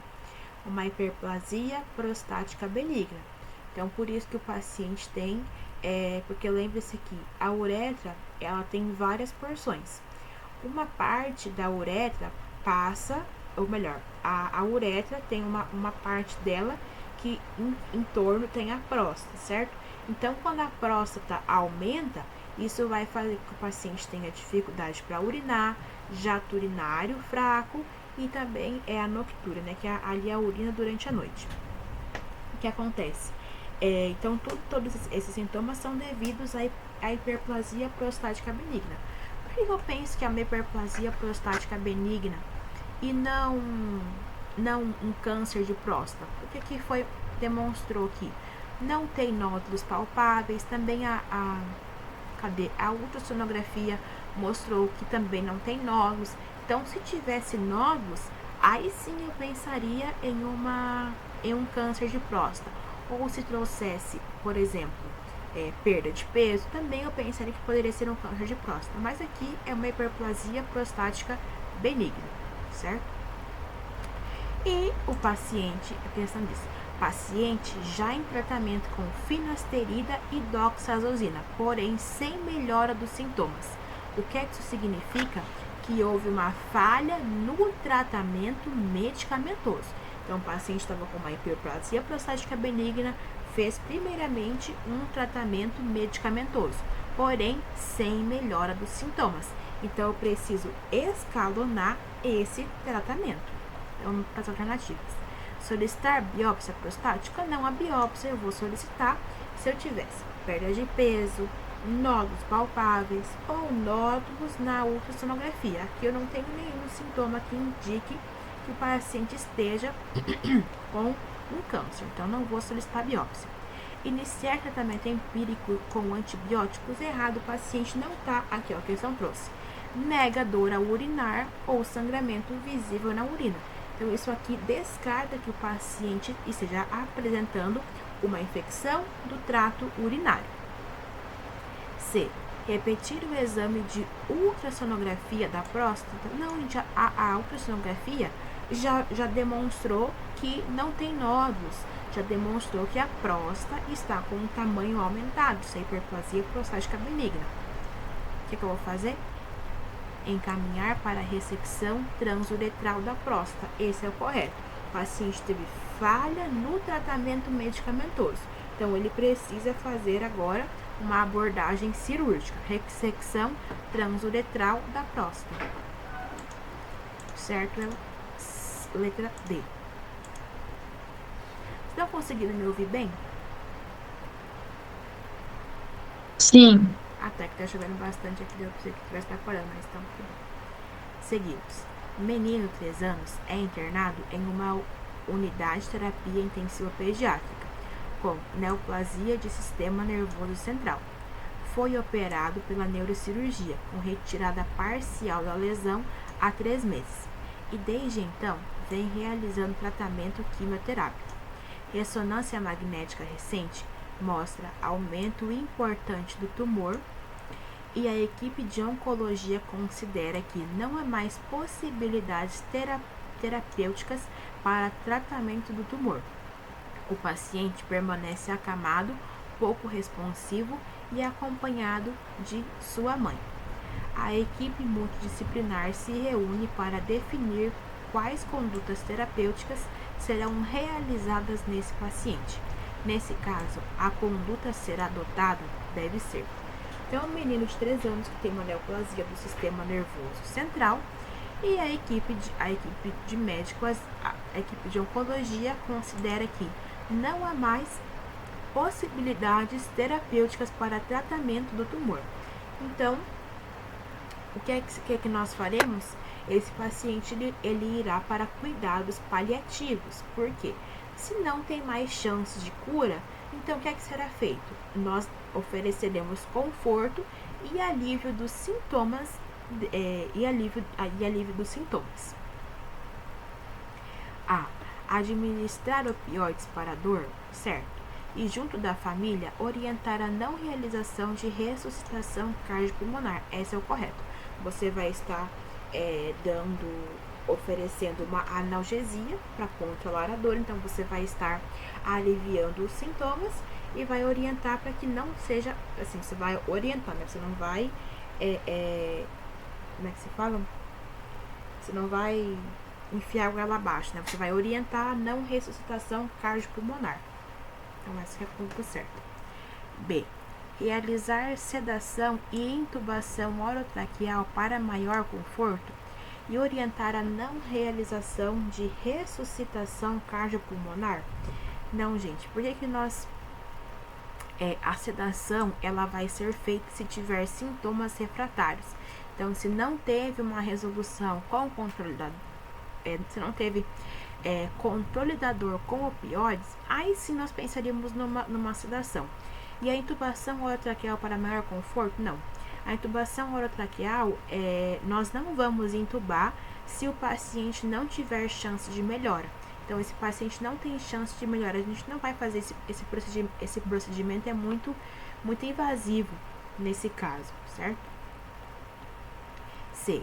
Iniciar um novo ciclo de quimioterapia com medicações diferentes das que já foram utilizadas para controle da proliferação celular tumoral. Errado, porque já disse que não há mais possibilidades terapêuticas para o tratamento do tumor. Então, não será feito um novo ciclo de quimioterapia, porque esse tumor não existe uma possibilidade de tratamento para ele.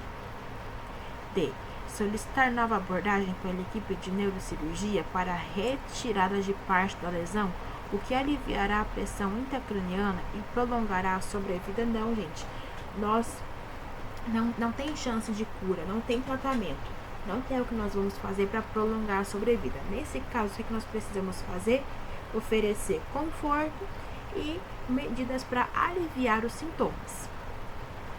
Então, 93, alternativa A.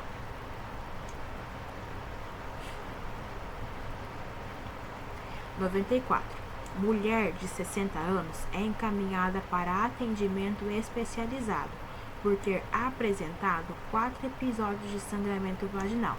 Ela está lúcida, orientada, sem queixas e com autonomia em sua vida pessoal e social. Apresentou uma ultrassonografia transvaginal com endométrio de 12 milímetros de espessura e heterogêneo. Foi indicada a esteroscopia diagnóstica, mas a paciente recusa-se a fazer porque acha que o sangramento é normal. Então, uma mulher de 60 anos que está aí com um sangramento uterino normal, certo? Teve 4 episódios de sangramento vaginal.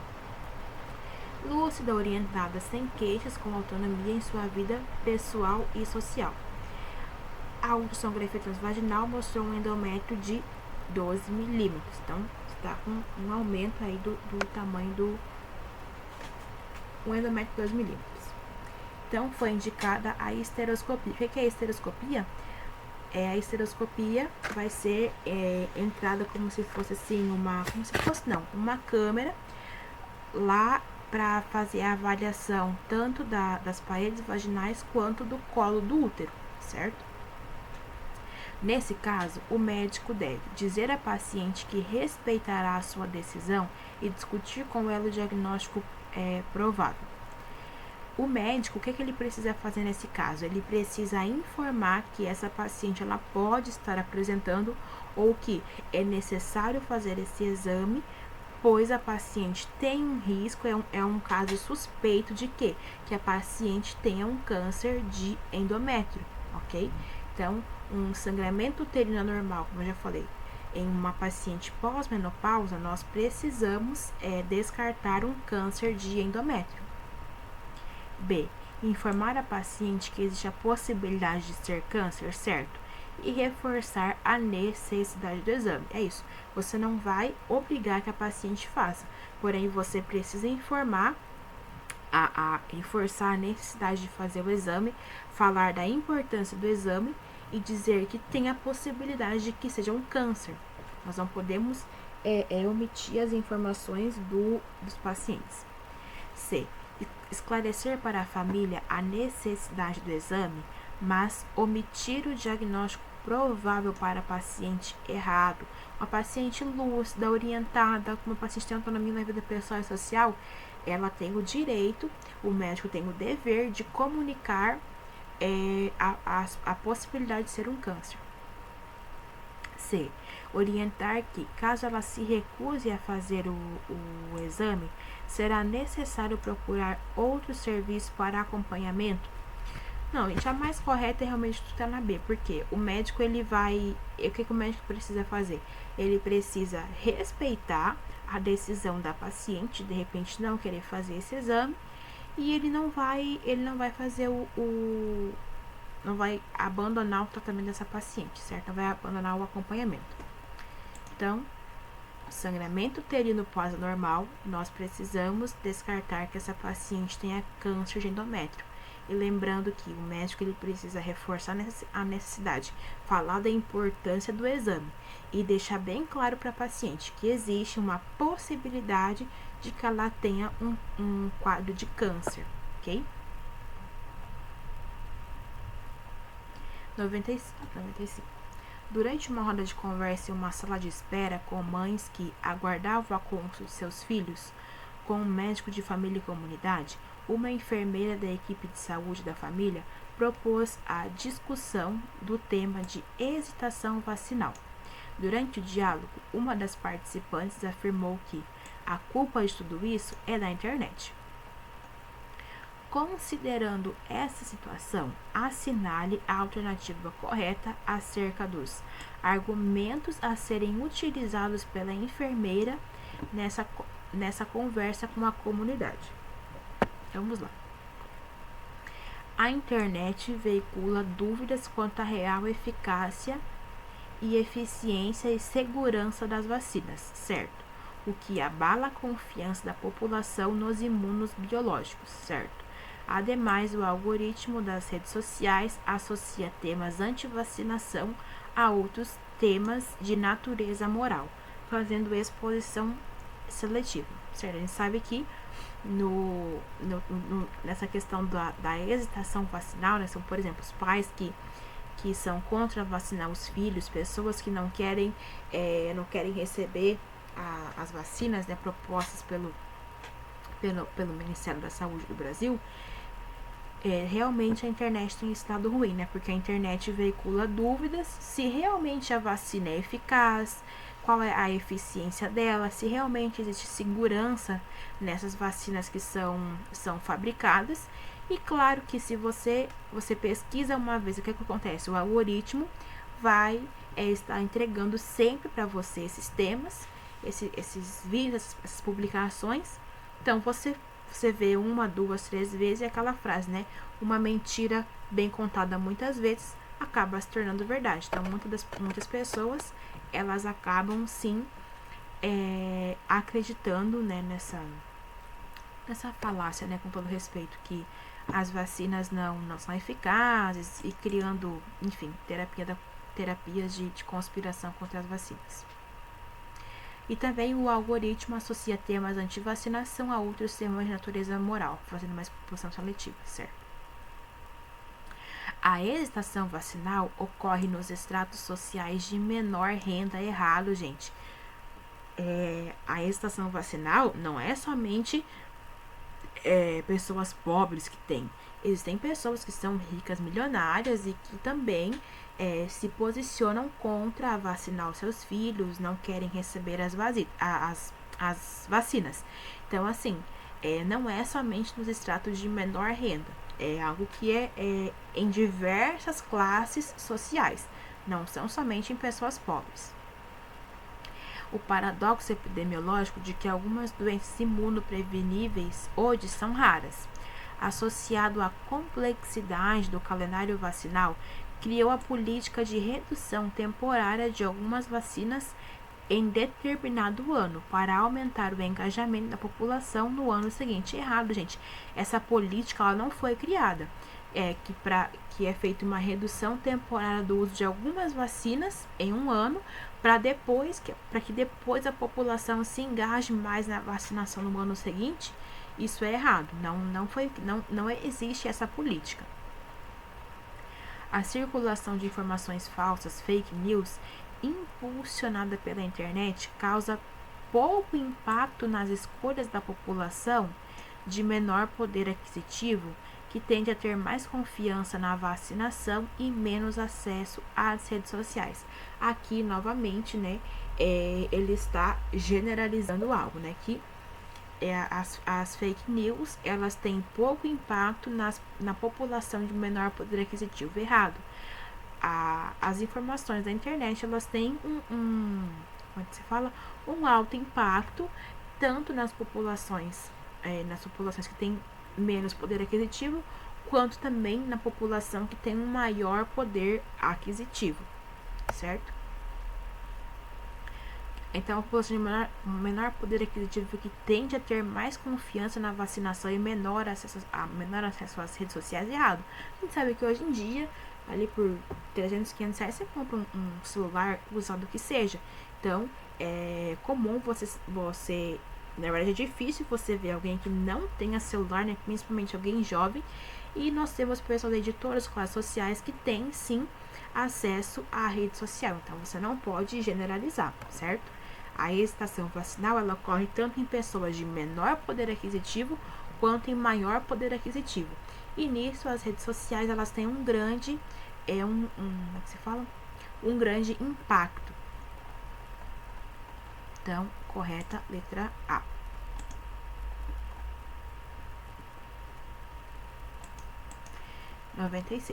Durante consulta no serviço de hematologia de um hospital terciário, um homem de 72 anos reage com a seguinte argumentação diante da proposta terapêutica do médico: "Não, doutor, devido à minha crença, eu não posso receber sangue.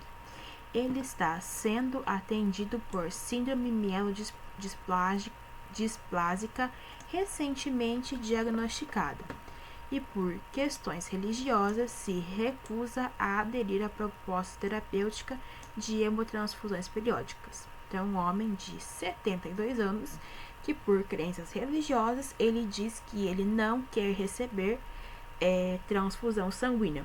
O que é que nós devemos fazer nesse caso de um paciente que é maior de idade? Nós precisamos respeitar a autonomia desse paciente e buscar outras formas de lidar com a anemia, como a administração de eritropoetina.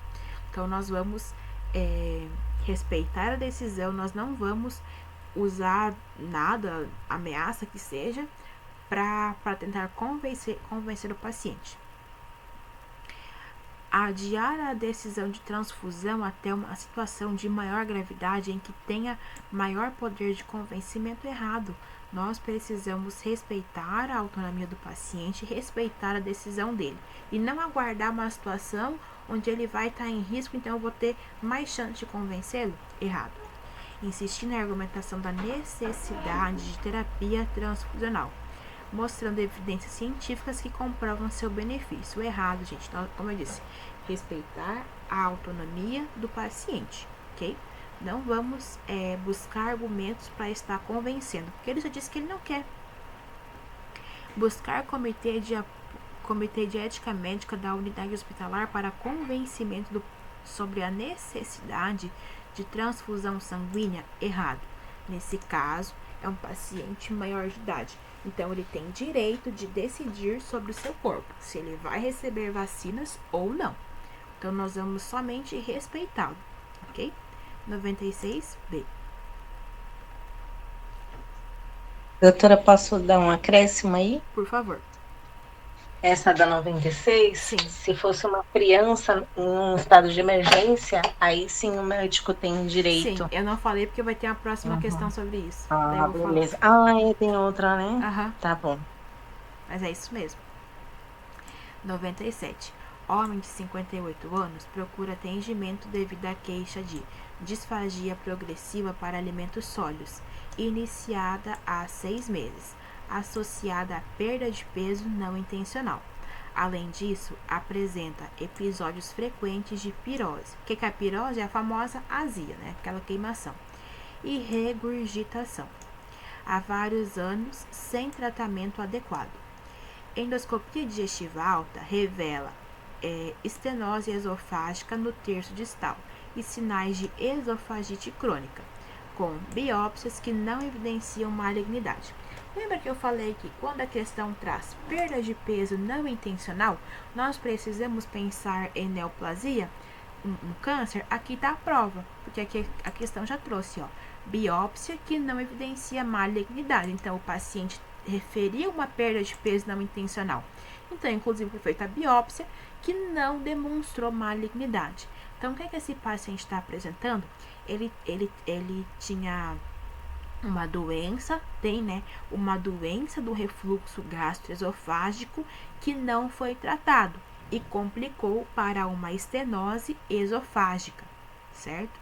Então, o paciente aqui, episódios frequentes de pirose e regurgitação há vários anos, ou seja, o paciente estava com uma doença do refluxo gastroesofágico que ele não tratou e aí acabou tendo uma complicação de estenose esofágica no terço distal com sinais de esofagite crônica. O que é que nós vamos fazer? Nesse caso, o paciente tem uma estenose esofágica, a primeira medida é fazer a dilatação endoscópica da estenose e prescrever inibidor da bomba de prótons. Por exemplo, o famoso omeprazol, o pantoprazol, o esomeprazol, enfim. Então, essa é a primeira. Todas essas aqui são coisas que se fazem, mas a primeira a ser feita é a dilatação endoscópica. Caso não melhore com a dilatação endoscópica, aí nós faremos aplicação de toxina botulínica em esôfago distal via endoscópica. Se não resolver com a aplicação de toxina botulínica, é feita a cirurgia de fundoplicatura para correção do refluxo gastroesofágico. E se não melhorar com a cirurgia de fundoplicatura, é feita a esofagectomia subtotal por via videolaparoscópica, certo?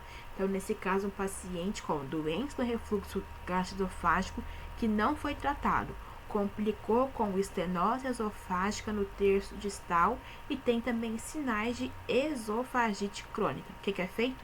Dilatação endoscópica da estenose mais inibidor da bomba de prótons.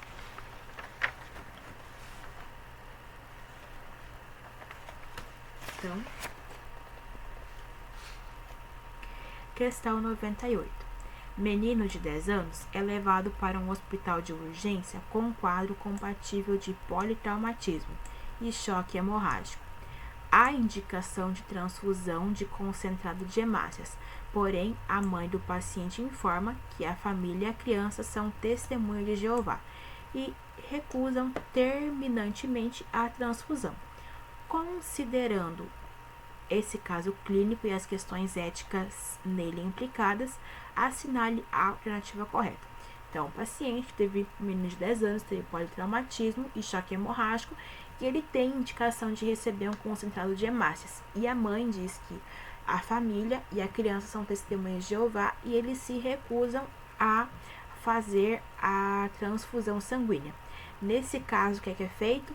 Nós vamos prezar por salvar a vida do paciente. Se é um paciente maior de idade e o paciente se recusa a receber transfusão sanguínea, nós respeitamos. Porém, como é um paciente menor de idade, mesmo que os pais se recusem a fazer a transfusão, o médico tem o dever de salvar a vida do paciente, então ele vai fazer a transfusão. Que está na A.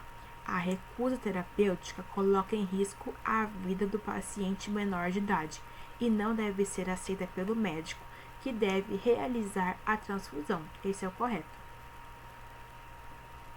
Doutora, uma pergunta. E se fosse um adulto na emergência, eu respeitava, né? Nós, como doutores, respeitávamos ou não?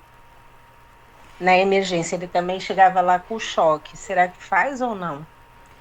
Eu vou, Eu acho que eu vou pesquisar e vou falar, porque eu não tenho certeza, tá?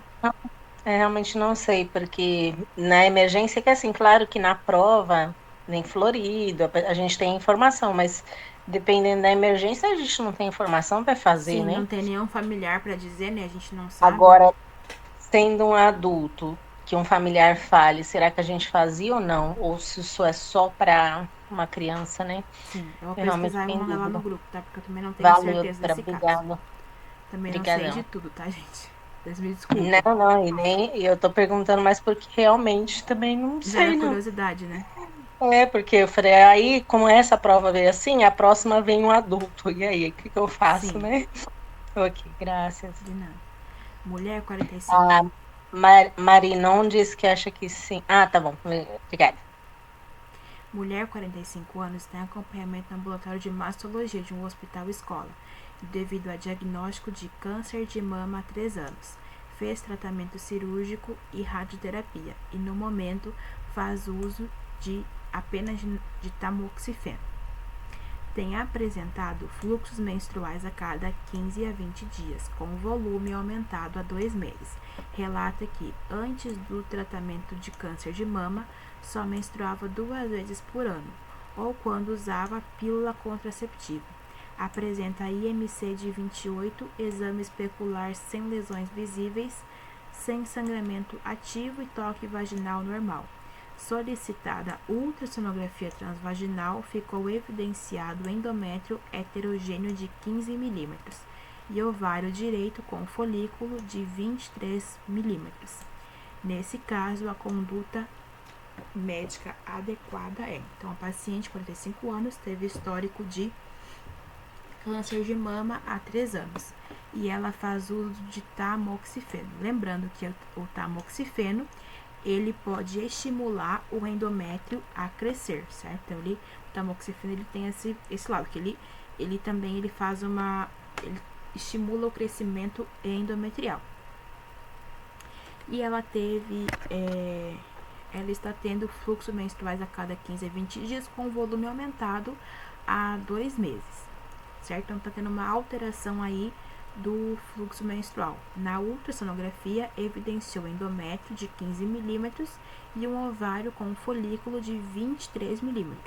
Nesse caso, o que é que nós precisamos fazer? Nós precisamos investigar se essa paciente não está apresentando um câncer de endométrio. Então, nós precisamos solicitar um estudo histológico, certo? Para verificar se é um câncer ou não, se é uma hiperplasia benigna, digamos. Inserir DIU hormonal, não, eu preciso investigar se essa alteração do ciclo menstrual, se esse aumento de volume, se esse aumento do sangramento não é de uma causa neoplásica. Suspender o tamoxifeno, não, tamoxifeno a paciente teve um histórico de câncer de mama, ela está utilizando, então eu não vou suspendê-lo.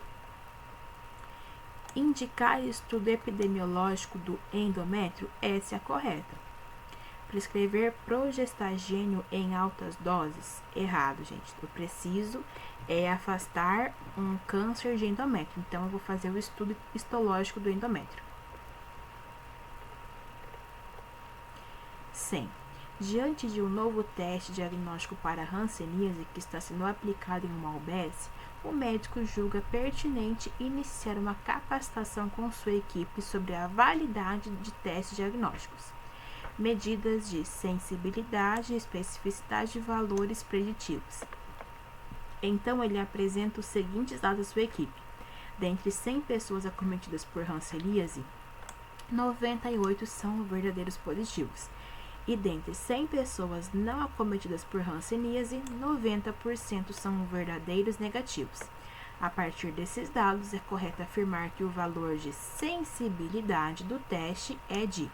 O que é a sensibilidade? A sensibilidade é a capacidade de um teste de verificar quais são verdadeiros positivos. E a especificidade é a capacidade de um teste de verificar quais são verdadeiros negativos. Então, se 98 são verdadeiros positivos, qual é a sensibilidade? 98%. Por quê? A partir desse você pode afirmar que o valor de sensibilidade do teste é: sensibilidade avalia o quê? Quem são os verdadeiros positivos. Então, é 98% que são os verdadeiros positivos, que é igual a sensibilidade.